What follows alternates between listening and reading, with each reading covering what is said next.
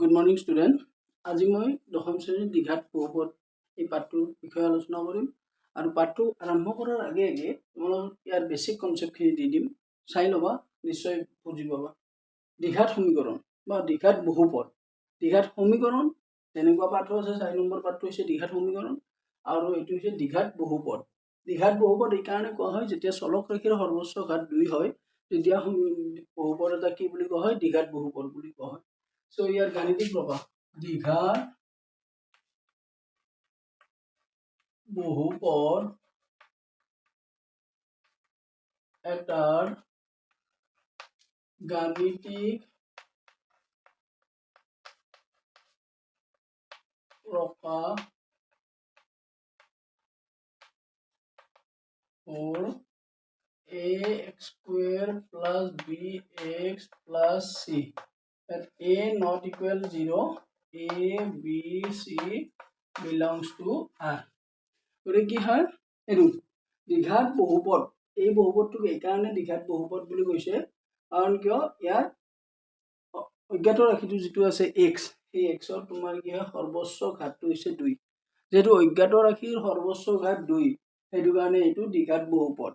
আৰু a not equal 0 যদি a equal 0 হৈ যায় তেতিয়ালে x স্কয়ার টার্মটো নাথাকিব আৰু x স্কয়াৰ পদটো যদি নাথাকে তেতিয়ালে এটো দ্বিঘাত বহুপদ হ'ব নোৱাৰে গতিকে মই কি হ'ব a not equal 0 আৰু a b c belongs to r r mean এটো হল belongs to c মানে a b c এ কাৰ মান বুজাইছে এটো গটিটাই বাস্তব সংখ্যা r for real number এইখিনি সো এটো হৈছে তোমাৰ ম্যাথমেটিক্যাল ফৰ্ম চোৱা যে দ্বিঘাত বহুপদ যেহেতু এটো দ্বিঘাত বহুপদ কৈছো দ্বিঘাত বহুপদ এটাৰ ক্ষেত্ৰত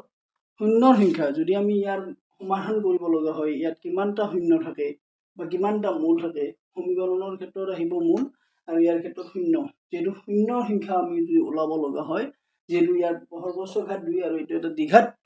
বহুপদ গতিকে এই ক্ষেত্ৰত আমি শূন্যৰ সংখ্যা 2 পাম গতিকে সো আলফা আৰু বিটা ইয়াত জানিবলগীয়া কথাটো কি হয় যদি মূল দুটা দিয়া থাকে কেতিয়াবা কি হয় শূন্য দুটা দিয়া থাকে আমাৰ শূন্য দুটা যদি দিয়া থাকে তেতিয়া আমি দ্বিঘাত সমীকৰণটো মানে কি নিৰূপণ কৰিব পাৰো ইয়াত শূন্য আৰু সহগৰ ইয়াত ধৰা দুটা শূন্য থাকিব ইয়াৰ শূন্য দুটা কি হ'ব এই দ্বিঘাত বহুপদটো যদি আমি সমাধান কৰিবলৈ যাও তেতিয়ালে ইয়াৰ শূন্য হ'ব প্লাস মাইনাস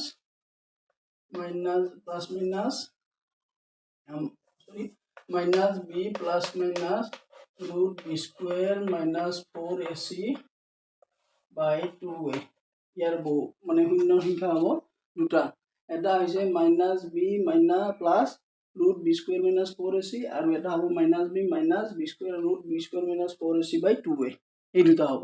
আৰু এইটো প্লাস মাইনাস যাৰ কাৰণ হৈছে কি ইয়াৰ দুটা যেহেতু আমি শূন্য পাম এইটো এটা শূন্য আৰু সহগৰ যদি মাজত সম্পৰ্কটো ওলাব লগা হয় শূন্য আৰু সহগৰ মাজৰ সম্পৰ্কটো আমি কেনেকৈ ওলাম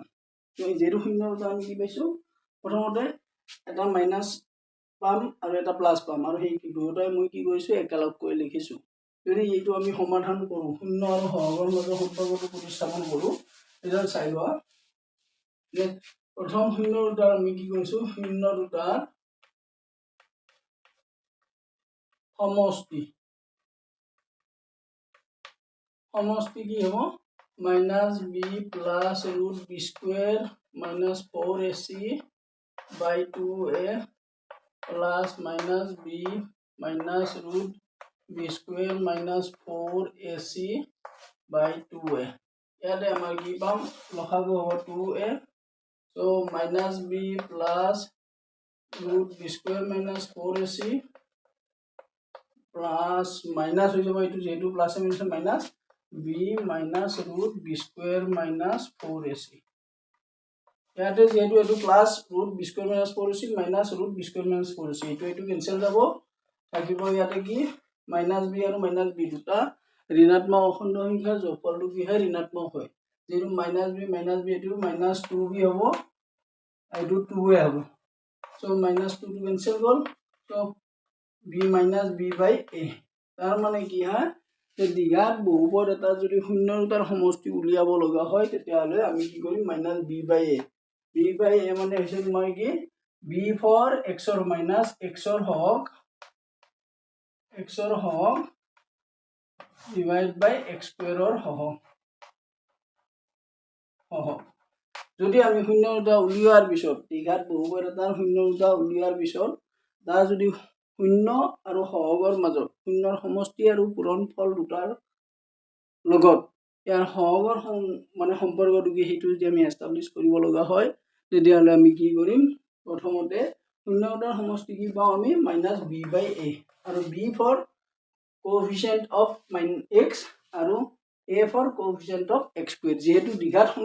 বহুপদৰ গাণিতিক ৰূপটো কি আছিল ax square plus bx plus c এইটো যেহেতু দ্বিঘাত বহুপদৰ গাণিতিক ৰূপ গতিকে x square ৰ হওক a x ৰ হওক b গতিকে এই ৰিলেশ্যনটো আমি এইটো পাম আৰু কেনেকৈ পাই এইটো মই দেখুৱাই দিলোঁ তোমালোকক এইটো চালে নিশ্চয় বুজি পাবা আৰু একেখিনি বস্তুৱে তোমাৰ কি হয় কোৱাড্ৰেটিক ইকুৱেশ্যন অৰ্থাৎ দ্বিঘাত সমীকৰণৰ ক্ষেত্ৰতো পাবা গতিকে চাই ল'লে নিশ্চয় বুজি পাবা নেক্সট তোমাৰ কি আছে পূৰণফল এইবাৰ আমি কি কৰিম শূন্য দুটাৰ পূৰণফল ওলাম পূৰণফল কি ওলাই যেহেতু শূন্য দুটা আমি লিখিয়ে লৈছোঁ তো মই ৰিপিট নকৰোঁ এতিয়া শূন্য দুটাৰ পূৰণফল বুজি দিবা শূন্য দুটাৰ পূৰণফল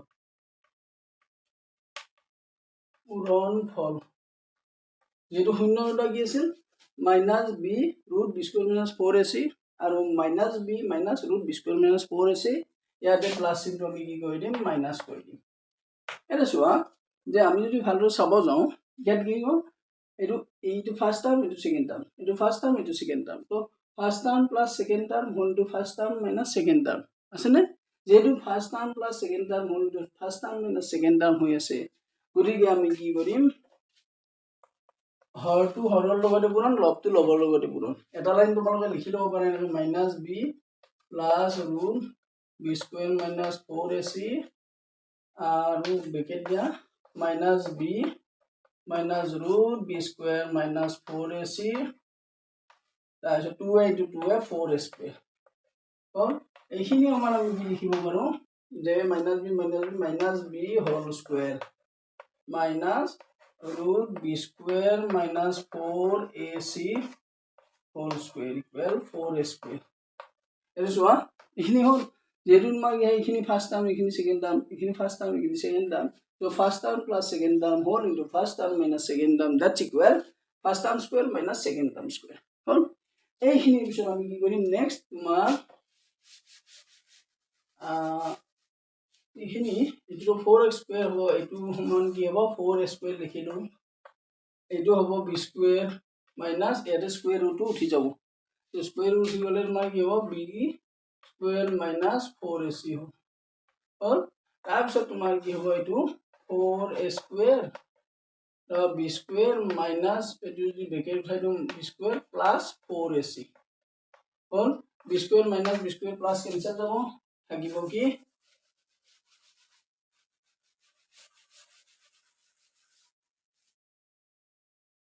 এইটো থাকিব 4ac আৰু 4a²। So 4ac 4a into a cancel গ'ল 4 cancel গ'ল ইকুৱেল c/a অৰ্থাৎ কি পাওঁ আমি যে দ্বিঘাত বহুপদ এটাৰ আমাক যদি শূন্য দুটাৰ পূৰণফল সোধে তেতিয়াহ'লে আমি c/a অৰ্থাৎ সহগৰ লগত তাৰ সম্পৰ্কটো কি হ'ব এইটো ধ্ৰুৱক সহগৰ লগত সম্পৰ্কটো হ'ব ধ্ৰুৱক বাই x² হওক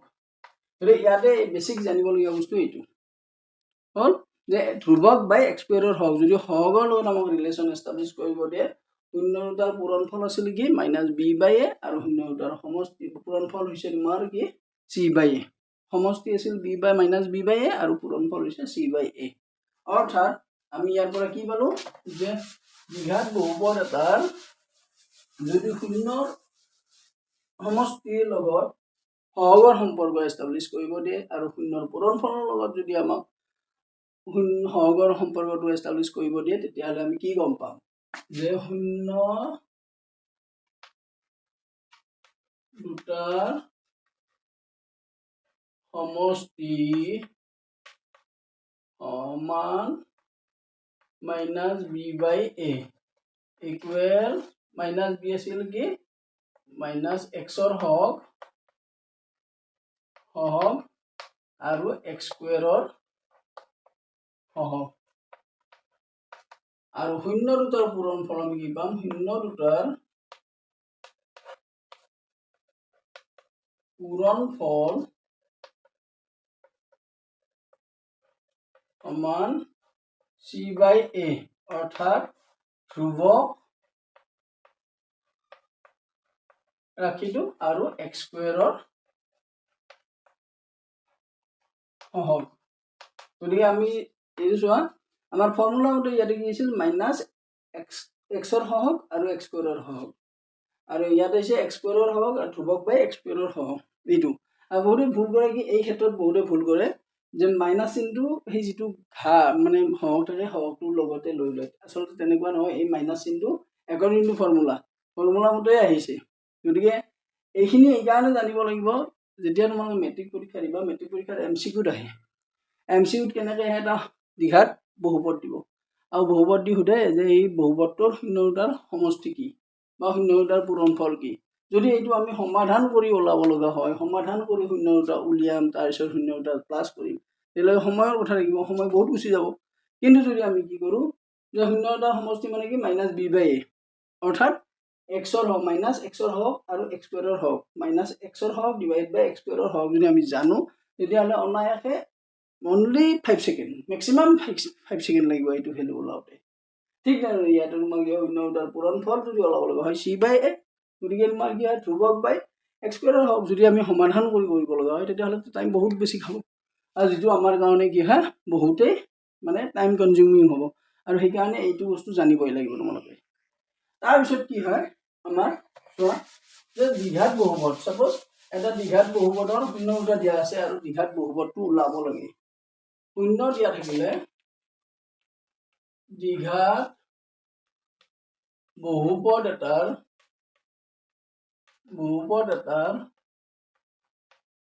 শূন্য দুটা দিয়া থাকিলে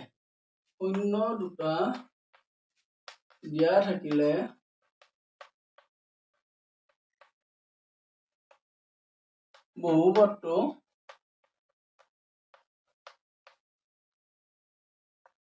উলিয়াব লাগে গতিকে কেনেকৈ কৰিম যদি সাপোজ তোমাৰ কি হয় যে দ্বিঘাত বহুপদ এটাৰ শূন্য দুটা দিয়া আছে আৰু শূন্য দুটা সাপোজ কি হয় আলফা আৰু বিটা এই দুটা শূন্য দিয়া আছে তেতিয়া আমি কি কৰিম বহুপদটো আমি কেনেকৈ নিৰ্ণয় কৰিম যেহেতু শূন্য দুটা দিয়া আছে তো গাণিতিক প্ৰকাশ হৈছে তোমাৰ কি যে বহুপদটো নিৰ্ণয় বহুপদটো কি হ'ব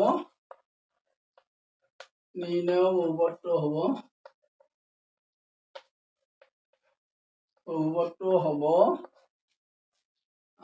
x square minus alpha plus beta x plus alpha into beta আৰু ইয়াতে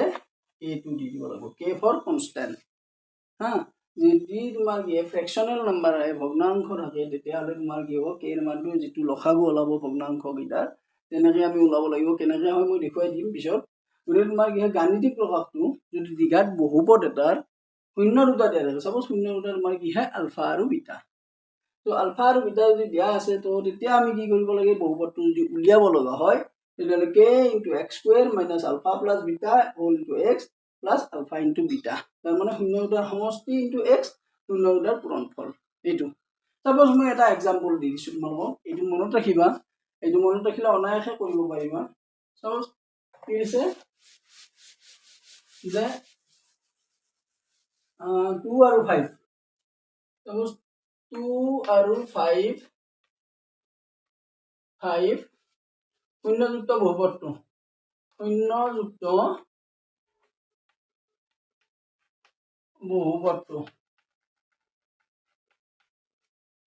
হ'ব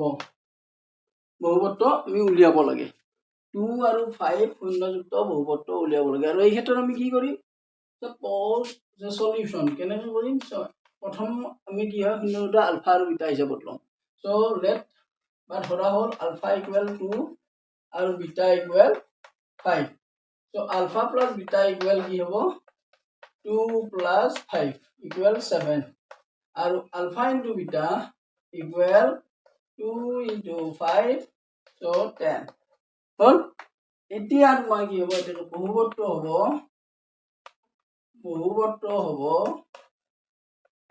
একবাৰ প্যাটাৰ্নটো লিখি লবা a into x square minus alpha plus beta x plus alpha into beta যেটো আমি সমষ্টি প্লাস কি পাইছো 7 আৰু পূৰণফলটো পাইছো 10 হল ম্যাথমেটিক্যাল ফৰ্মটো কি আছিল বহুপদৰ k into x square minus alpha plus beta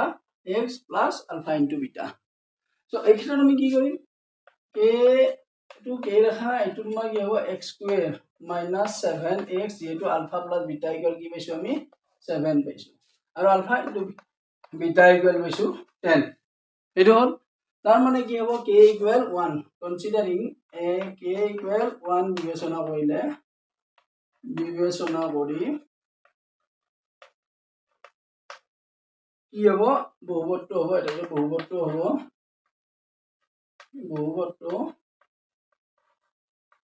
হ'ব x square minus 7x plus 10 so বহুপদটো কি হ'ব যে শূন্যটা আমাৰ দিয়া আছিল 2 and 5 আৰু অনায়াসে আমি কি কৰিব পাৰিলো বহুপদটো উলিয়াব পাৰিছো প্ৰথম ষ্টেজটো কি হৈছে যে শূন্যটা আমি আলফা বিটা বুলি ধৰি লৈছো নেক্সট ষ্টেপত কি হৈছে আলফা আৰু বিটা ওলাই লৈছো তাৰ পিছত কি হৈছে আলফা ইনটু বিটা মানে শূন্যটাৰ পূৰণফল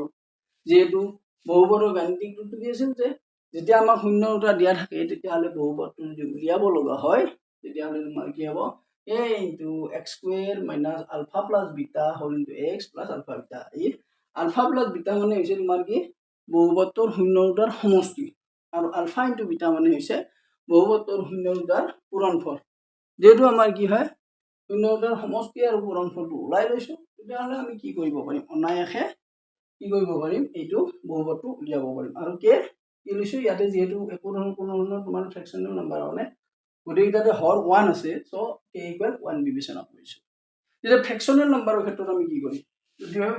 তোমাৰ কি হয় সপোজ এনেকে দিলে যে শূন্য দুটা সপোজ কি দিছে নেক্সট যে শূন্য দিছে তোমাৰ আলফা suppose শূন্য দুটা দিছে তোমাৰ 1 and 1/4 এইটো দিছে শূন্য দুটা কি দিছে 1 and 1/4